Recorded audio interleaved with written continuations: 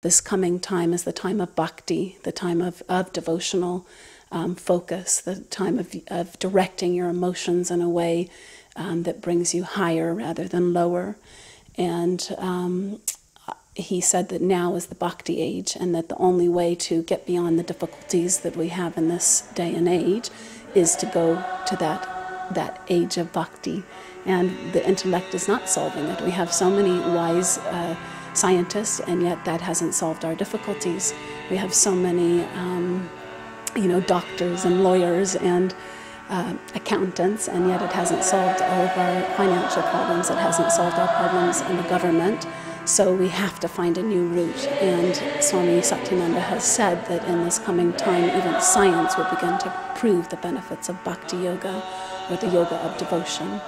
And he said that you'll see that the brain waves change, for example, when you chant. You become more harmonious, you become more creative, you become more connected, you bypass the mind. The mind actually, when we don't direct it, which at the moment we're not, our unconscious desires, our societal training is directing a lot of our experiences, directing our mind. So if we want to begin to direct our own mind, we have to bypass that intellect. And the bhakti route is the way to do that.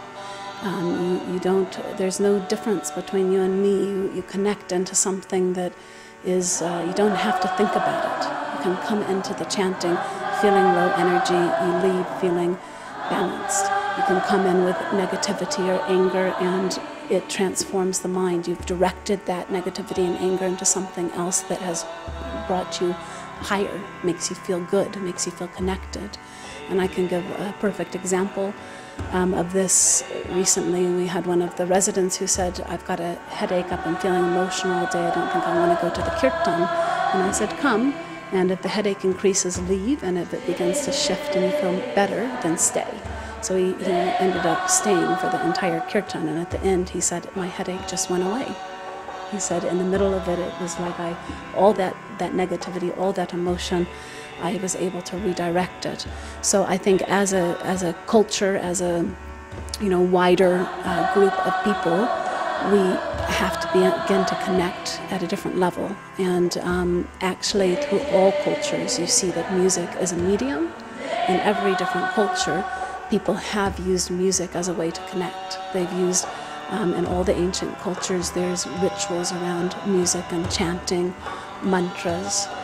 Even in the churches, we have music, we have song, we have choirs. So this has always been, and I think always will be, a way. And in the last decades, we've gone really into that commercial life, and shops have become more important than connecting as a community.